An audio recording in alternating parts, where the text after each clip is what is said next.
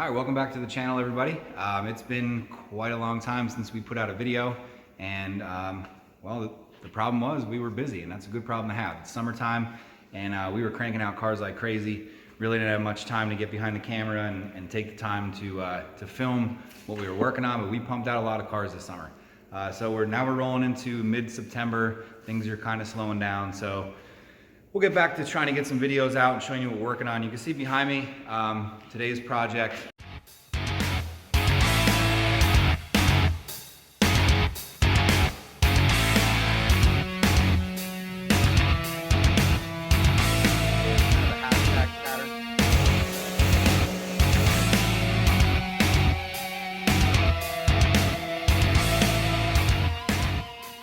See behind me, today's project is a 1970 Olds 442.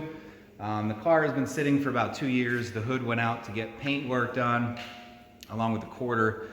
So we're just going to polish out the rest of the vehicle and slap a ceramic coating on here. So the paint's in kind of rough shape, the spots that weren't repainted recently. So we broke out the rotary buffer with a wool pad, some heavy compound. We're going to cut down all the scratches and everything that's in the paint. Pretty much every panel's covered. And then we'll go back and polish it all out nice, and then, like I said, put the ceramic coating on there. So let me show you a little bit of what the paintwork looks like. I already got rolling on it. I did some wet sanding on the hoods, a couple dust nibs that are in there. I'll go around and show you what we're working on, and then explain a little bit of my process.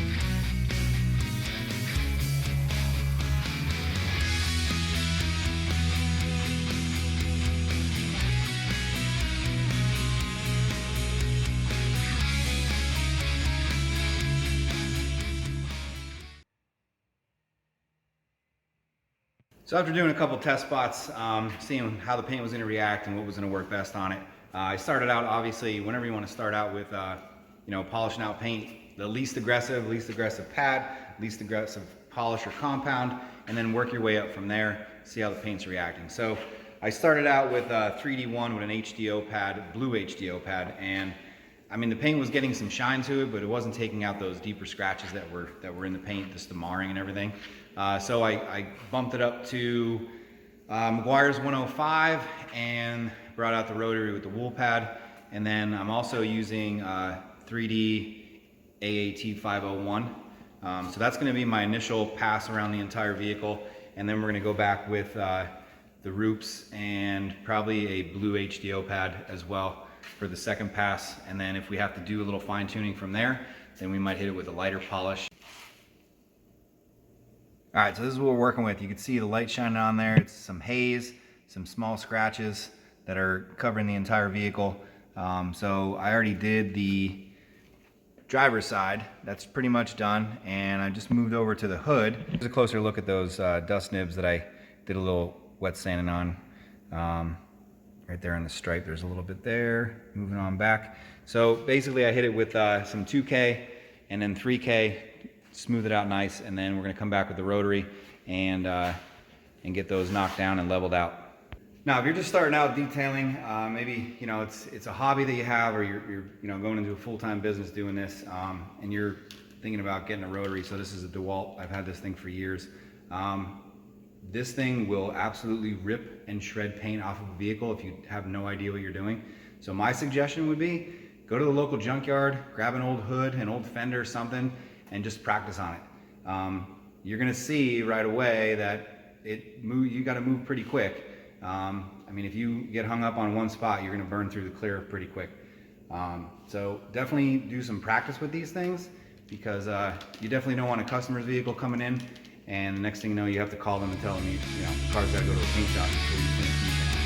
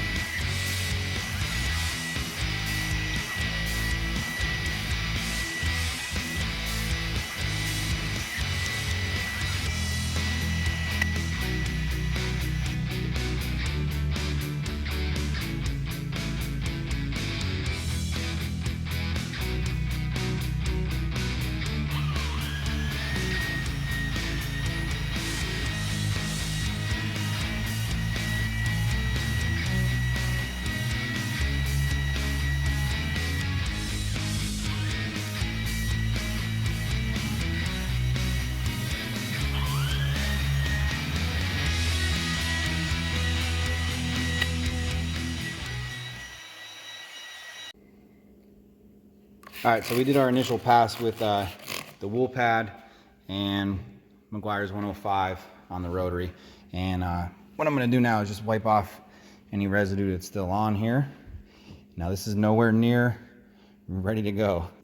Now when you are using a rotary, you are going to put some swirl marks in there. It's not a big deal. We're going to come back, like I said, with some polish and knock all that back out of there, smooth it out, make it look like glass. I'm going to run down the passenger side of the Olds here, get all that rotary and smooth out, get rid of all those fine scratches, and then I'll meet you on the other side and we will go with the polish.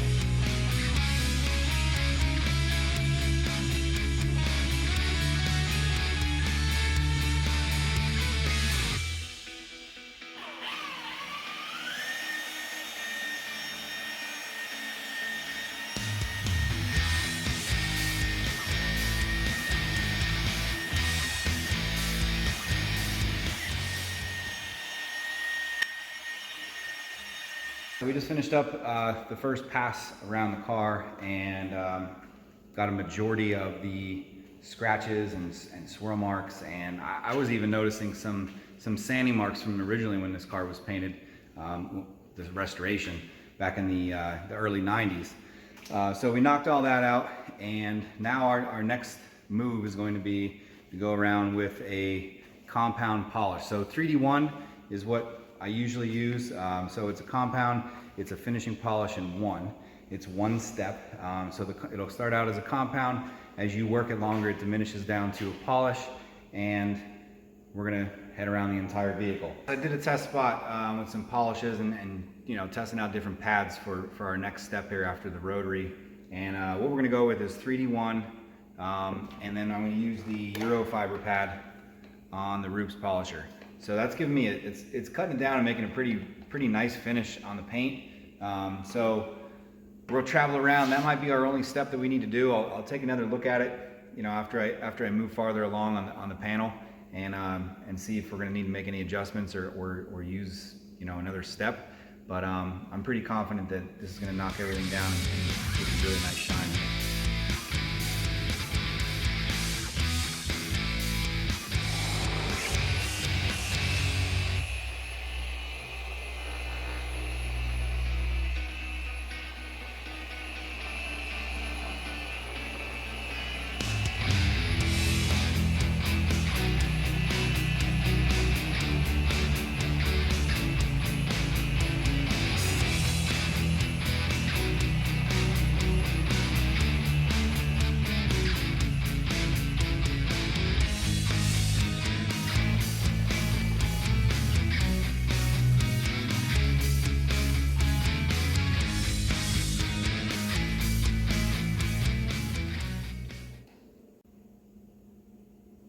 All right, so here's what we're looking at with the first pass with the Euro pad and 3D1, and I'm pretty happy with the shine. The depth of the paint is definitely coming back.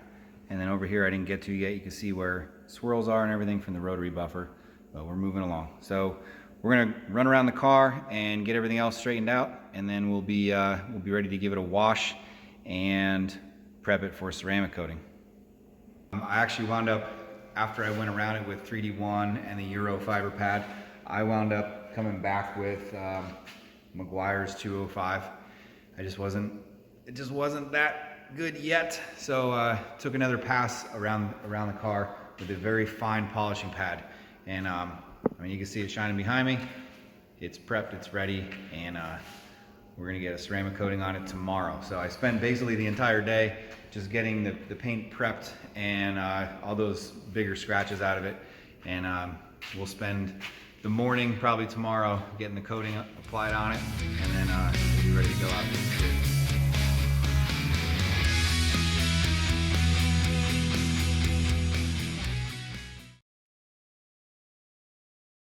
All right, so we're back for day 2 on this Oldsmobile ceramic coating job. So we wiped everything down, got all the dust that might have gotten on it overnight sitting in the garage, and we're ready to start applying the ceramic coating. So let me just show you the coating that we're applying on this vehicle. So this is the Jade Graphene ceramic coating. It's rated a 10H on the hardness scale, very durable coating. I've applied it on my own personal vehicles, and excellent results, great feedback from customers with this coating. So I've been applying this graphene coating for the last year and a half or so, and it goes on really easy. It's very easy to work with, and it's one of my favorite coatings.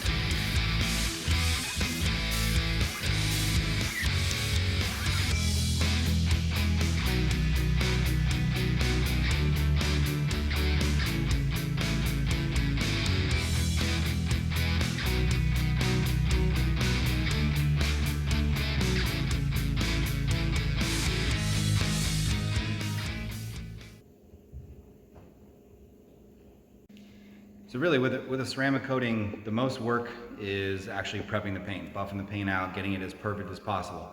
That's where it's going to take the most time. So really it's going to depend on the vehicle, it's going to depend on the paint, the condition, how it's reacting to different polishes or compounds, and that's really where all of your time is going to come in.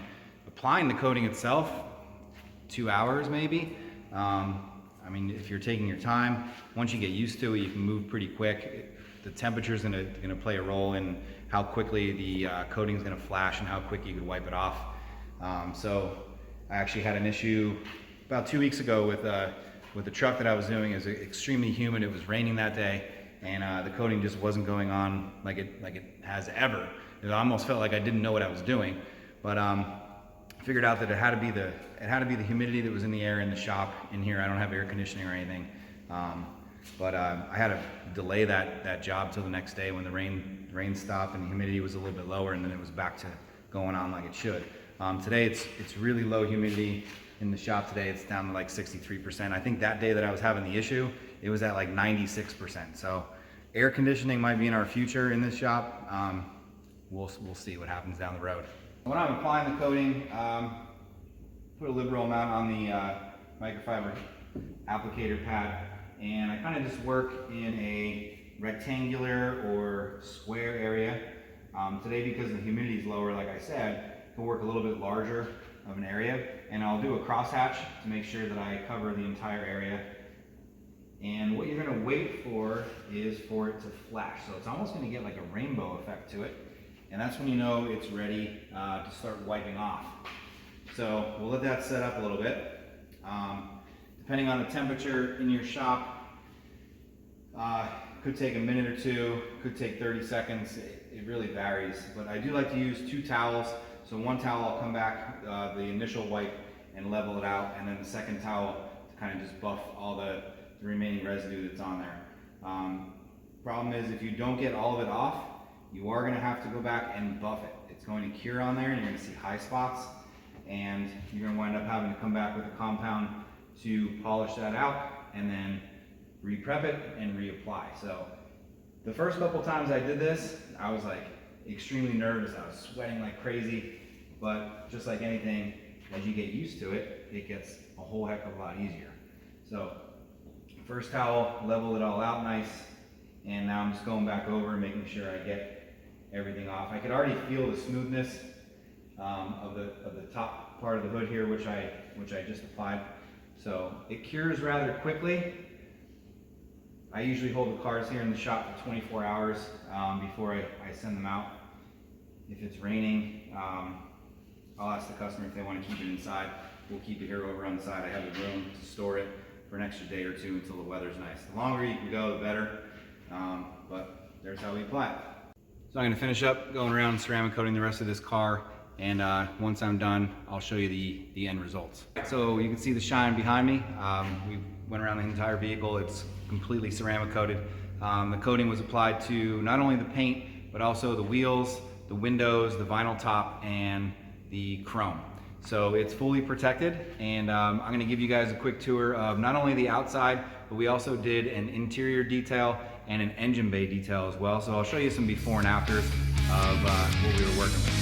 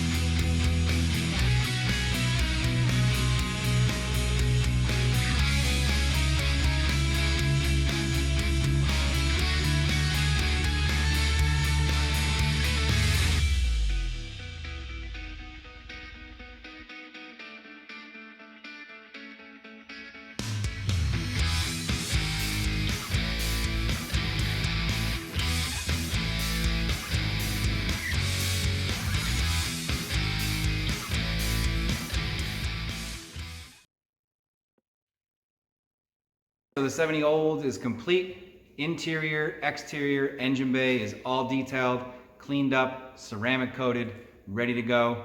This thing is gonna hit the road tomorrow, get it out of here, and we'll be ready to get the next one in. So as always, thanks for watching. If you like what you see, be sure to smash that subscribe button so that you're informed when we come out with new videos. Hit the like, comment below. I'll also add a description of some of the products that we used on this detail for the Oldsmobile in case you're interested in trying them out for yourself. So thanks for watching, guys. We'll see you on the next one.